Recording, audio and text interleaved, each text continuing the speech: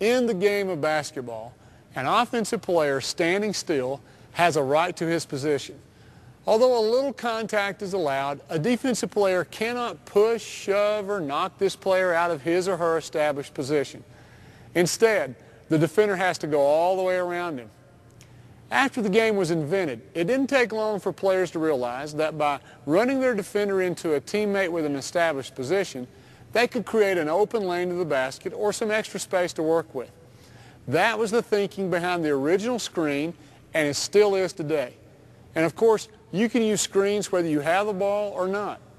But since this video is about playing with the ball in your hands, we're only going to look at screens that involve the ball. And that's why we call it the ball screen, otherwise known as the pick and roll.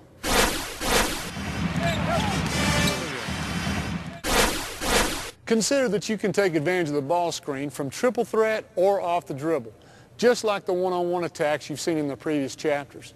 But now, attacking the goal is more complex because you have the help of a screen, two defenders to read, and a teammate that you can pass to.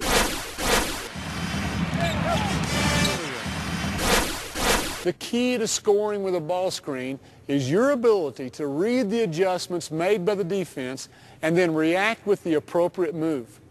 Whether off the dribble or from triple threat, the reads and reactions will be the same. But before we examine your options, we must first lay a foundation of principles, techniques you must use regardless of how the defense plays you.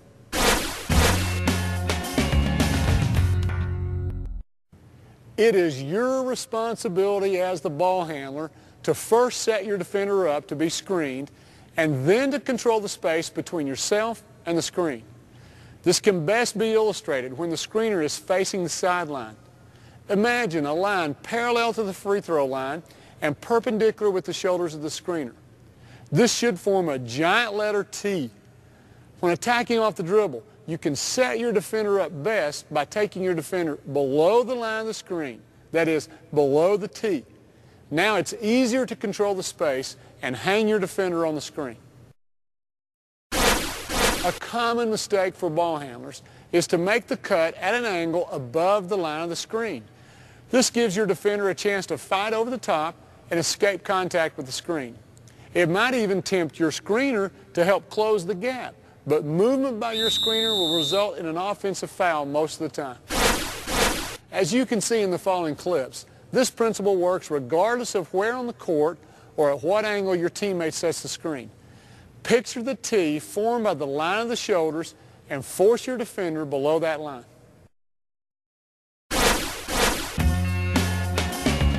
But if you're not attacking the screen off the dribble, then don't come out of an aggressive triple attack position. Don't look at the screen and give away your intentions. Keep your defender's attention on you by faking away from the screen with a little jab or head and shoulder fake. Show that you're a threat to drive. If your defender's busy guarding you, he's easier to screen. And even when the screen arrives, continue to read your defender. Good defenders will anticipate the screen and make early adjustments with their stance or position. If they move off your line of the go, you must be ready to make them pay. Brush your teammate as you go by. Some say go shoulder to shoulder, but I want you to go shoulder to hip to keep you low and explosive.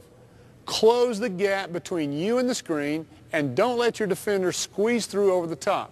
Again, it's your responsibility to control the space between yourself and the screen.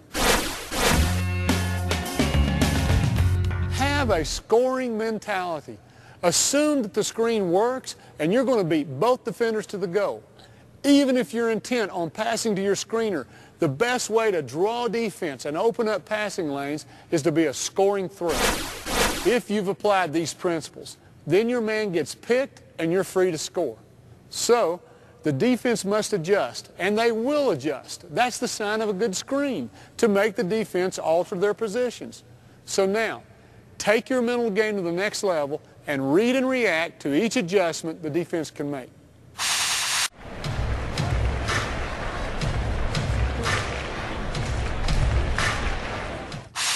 If your defender slides under the screen, shoot. By sliding behind the screen, his intention is to stop your drive to the goal. He's not worried about your shot. In fact, many coaches teach their defenders to fight under the screen because most players can't hit the pull-up jumper behind the screen. Here's another reason to become a great shooter. Make them pay for going behind the screen.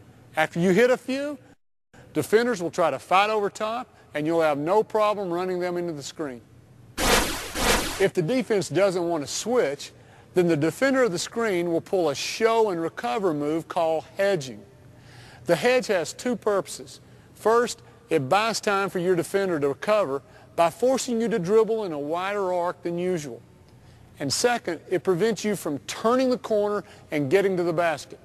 So that's the read. How do you react? Don't let the hedge slow you down, and don't pick up your dribble. Instead, create separation by going at least 2 dribbles past the screen. Opportunities will occur when each defender tries to recover to his original man. Either you'll have space to shoot, or you'll have a chance to hit your rolling teammate. If the screen defender hedges too far from the screen, and your defender is a bit slow getting around the screen, you'll see space between the hedge and the screen. Push the ball through and split the defenders. If both defenders double team you, then you must hit your teammate before the defense tightens the trap. This situation is covered in depth on our passing video. Get up and over with both hands, or pivot and wrap around with a bounce pass. Whichever you do, don't let the double team scare you into picking up your dribble too early. Keep your dribble alive until you can hit your open teammate. If there's a switch, then your options multiply. Let's look at the possibilities.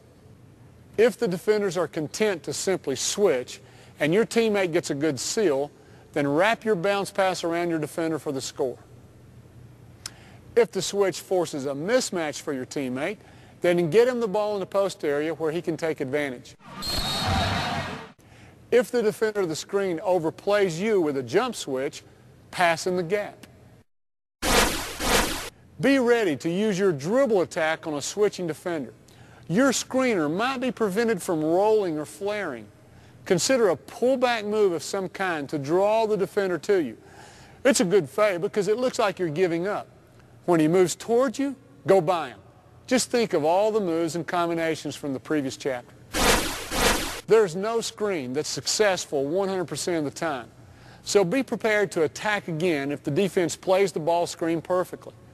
Power dribble back, switch hands as you face the other way, and use the rescreen to attack in the opposite direction.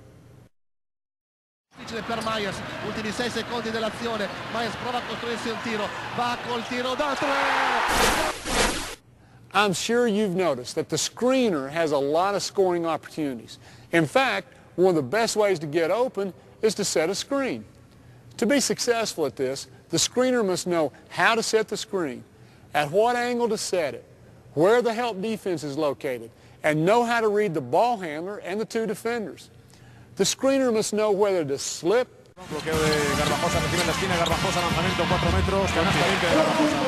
roll, Perse per Modiroga, intanto Fucca invece continua. Flare, Dopo l'10° canestro del giocatore ex Forza. or rescreen.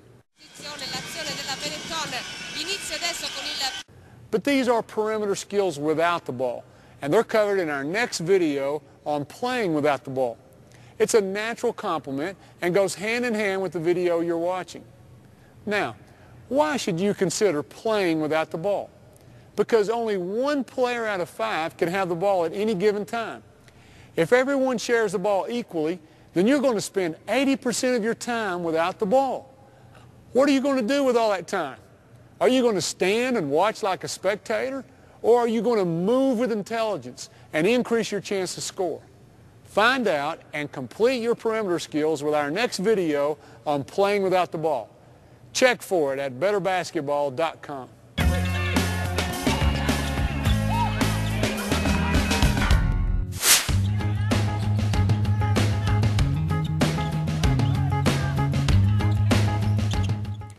Now that you're ready to take on the world one-on-one, let's take a look at the big picture.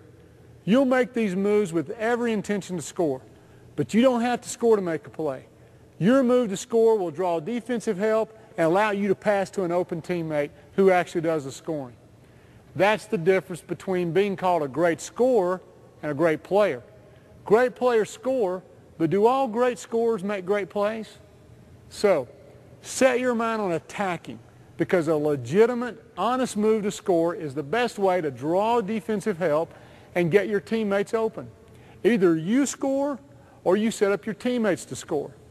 Now you're on the road to becoming a complete player and helping your team to play better basketball. Good luck.